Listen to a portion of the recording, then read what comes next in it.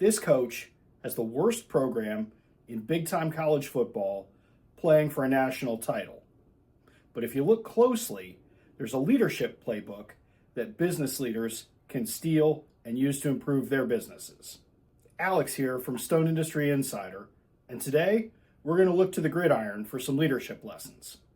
Coach Curt Cignetti has led the Indiana University football team for the last 2 years and has turned a perennial doormat into a winner. Tune into any IU football game and you'll see Coach Sig on the sideline, scowl on his face, no nonsense, all business. If you look a little bit closer, you'll see some leadership lessons that transcend sports and can be applied in your business.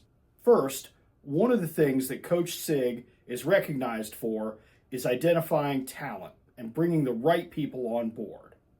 Now, at Indiana, this doesn't always mean the highest rated recruits, but it does mean the people that fit his system and have the mentality, the makeup, and the production that he looks at and says, this is my guy, this guy can do what we want him to do. When Coach Cignetti was at North Carolina State, he identified a lightly recruited baseball player to come play quarterback for the North Carolina State football team. That player went on to earn the starting job, which was a little bit unexpected, and ended up leading the North Carolina State team, ended up getting drafted to the NFL, ended up winning a Super Bowl, and winning the Walter Payton Man of the Year award. That quarterback, might have heard of him, name was Russell Wilson, on track to be an NFL Hall of Famer. Sig spotted him when he was an undersized baseball player. That is incredible talent evaluation. One other thing that's different about Coach Sig and his Indiana football team is they don't let up until the game is over. And I don't mean up 30 with 3 minutes to go. I mean zeros all the way across the clock. 3 zeros on the clock, then it's over. Then we can enjoy it, then we can celebrate. But until the game is all the way over, Coach and everyone on that team is locked into what's going on the field. If you've seen any news about Coach Curt Cignetti, you've probably seen some of the things that he says to the media. For example, I win, Google me. What a soundbite. But I think he does things like that for a reason. I think it's calculated, and I think it's designed to take focus off of the team and put it onto him. This allows the team to focus on getting better at what they need to be ready for on Saturdays. So everybody looks at Coach Sig during a game and sees him frowning, arms crossed, scowling. And one thing I've not seen him do is berate a player during a game. I've seen plenty of other coaches do that, and I've not seen him do that. I'm sure if a player makes a mistake in a game, he's not thrilled about it, but that's probably something that's addressed in private at practice instead of full of tens of thousands of fans and a national broadcast. One other interesting thing about Coach Cignetti is his staff, particularly his top 2 assistants, his offensive coordinator and his defensive coordinator. All 3 of them have been together since 2017 and have coached together at 4 different schools.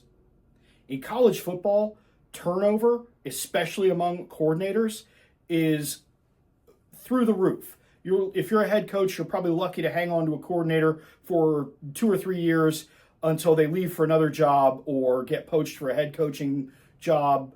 That level of continuity is rare, and it's special. And I think that is a real secret ingredient to what has allowed IU football to be successful, because you've got the 3 most important coaches in the program all on the same page, and they've built a ton of trust working together over such a long period of time, and they've all fully bought in to their roles in making the whole system go. One other thing that's important to point out is that Coach Cignetti and his boss, Athletic Director Scott Dolson, and Scott Dolson's boss, President Pamela Whitten, are all on the same page and all understand the importance of winning football games. From the president of the university's point of view, it's pretty simple. A winning football team attracts quality applicants to the school. Admissions applications have gone way up since the football team has started winning. That's good for the school.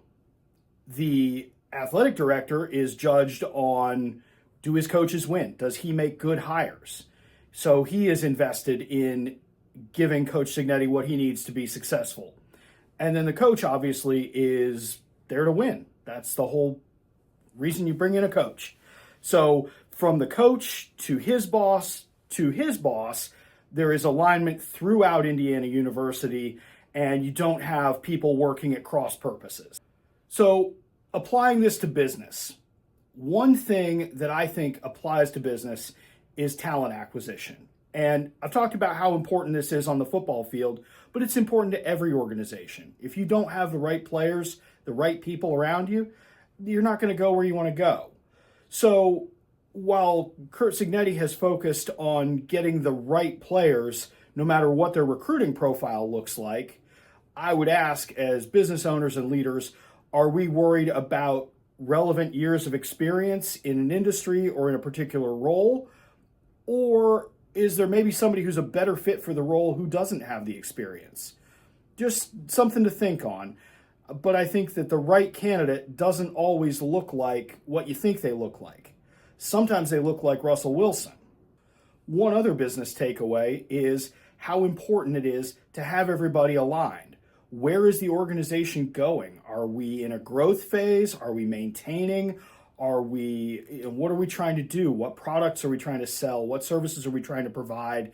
If you've got people in your organization answering those questions differently and working towards different ends, it's going to be very difficult to achieve a common goal when there's no common goal. Seems like common sense, but I think that kind of thing happens just because people make assumptions and don't spell out, hey, this is what we're going for. This is what we're shooting for.